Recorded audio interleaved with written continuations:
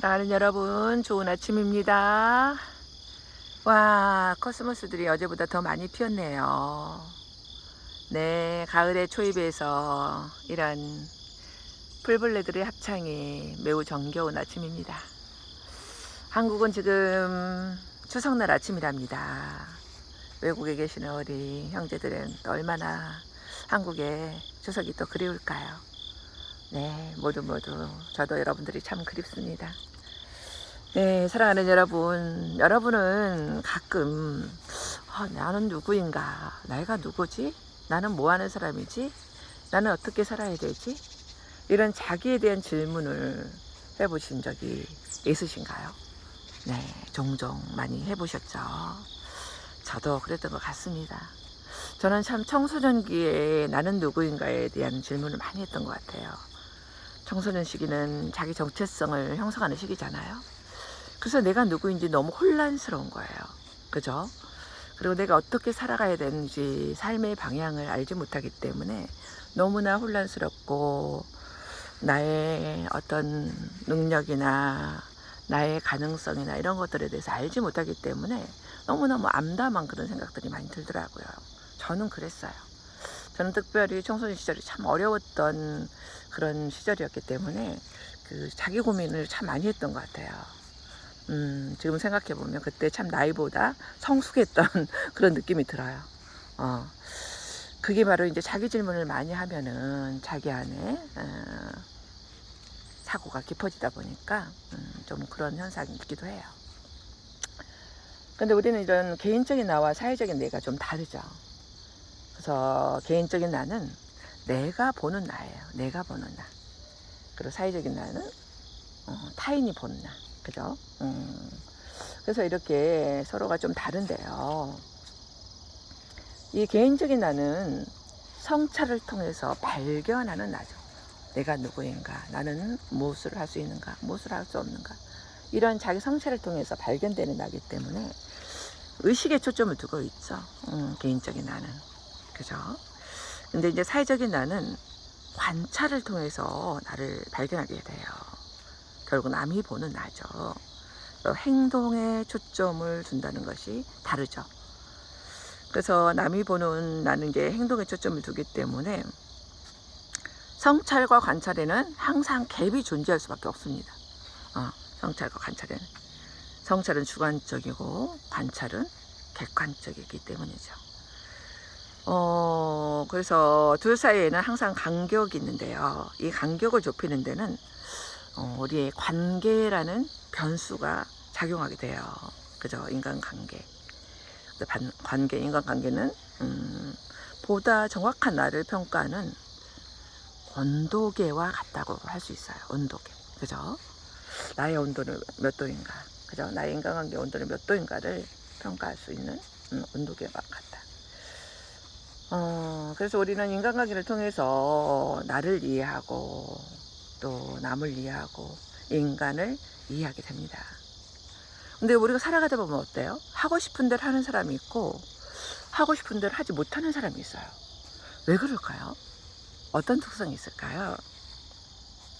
네, 저는 주로 하고 싶은 것을 하면서 사는 사람인 것 같아요. 별로 타인의 영향을 잘 받지 않습니다. 타인의 평가에 별로 매달리지 않아요.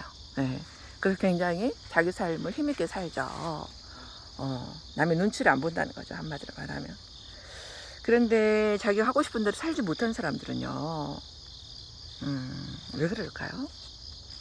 이런 사람들은 주로 삶의 덫에 걸린 사람들이 많아요. 오랜 상담 현장에서 보면은 이런 사람들을 저는 맨날 만나거든요. 그래서 이제 이 삶의 덫은 왜 걸리게 되는 것일까? 그건 바로 어린 시절에 겪은 부정적인 감정의 경험 때문에 그런 경우가 많습니다. 어린 시절에. 네.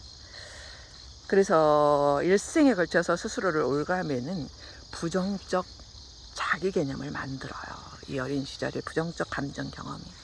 얼마나 우리가 어렸을 때 자녀들을 양육하는 것이 중요하고 부모가 성숙해야 되는 것인가를 정말로 많이 느끼게 됩니다. 저도 실수를 많이 했답니다. 네, 공부를 하고 자녀를 양육을 했지만 그래도 제가 어렸기 때문에 저도 많은 실수를 했어요. 네, 우리는 이렇게 항상 후회는 항상 한 발 늦게 됩니다. 근데 이렇게 부정적인 자기 개념이 이렇게 많이 되어 있고 자기 인생을 자기 마음대로 살지 못하는 사람들은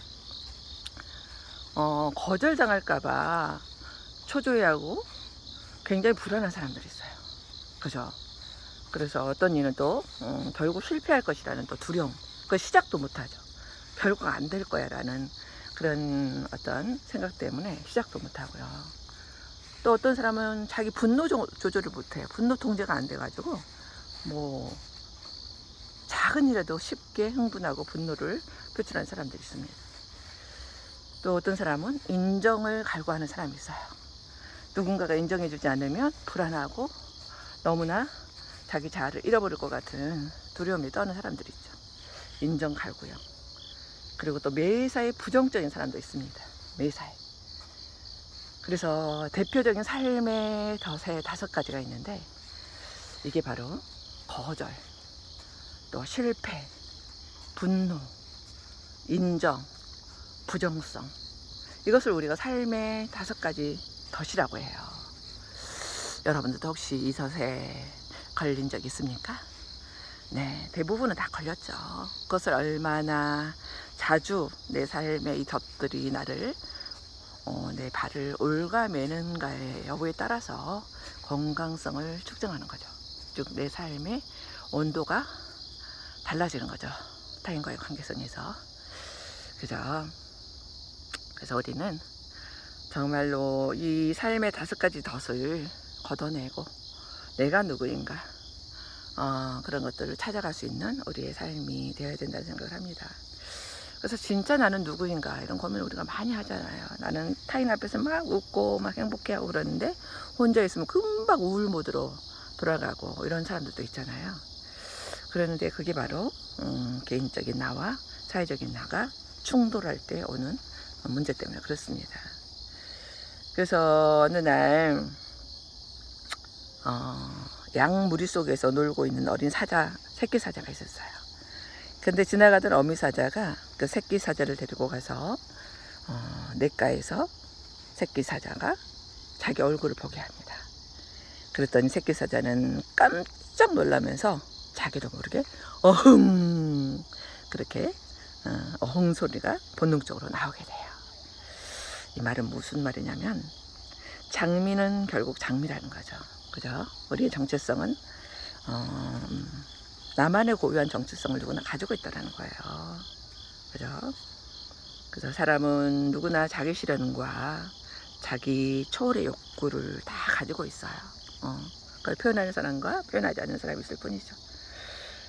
그래서 이제 우리는 사회적인 나에서 본래의 나로 돌아가는 욕구를 다 가지고 있죠. 프로이드의 제자였던 융은 최고의 자기 실현이란 신성의 체험을 통해서 부처나 예수와 같은 태고적의 원형에 도달하는 것이다. 그게 바로 우리가 최고의 자기 실현이다 라는 얘기를 했어요. 네, 여러분 어떻게 생각하세요? 네, 자기 실현. 그래서 어떻게 보면은 가장 신앙적으로 신과 하나 되는 그런 사람, 그래서 그 신을 만나는 사람, 이게 어쩌면 최고의 자기 실현이다 이렇게 융은 봤더라는 거죠. 융은 무의식의 세계를 아주 중요하게 생각했거든요. 그래서 우리는 이제 오늘 부정적인 이런 대표적인 감정들, 즉 삶의 덫 5가지를 우리가 그럼 어떻게 해결할 수 있을까?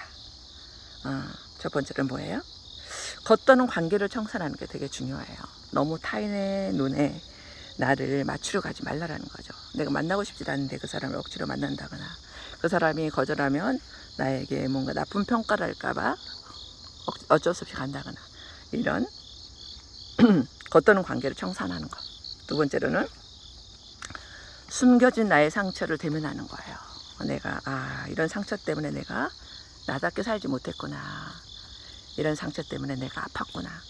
이런 상처 때문에 내가 그렇게 나로서 살지 못했구나라는 자기 상처를 대면하는 것이 매우 중요합니다. 세 번째로 뭐가 중요할까요?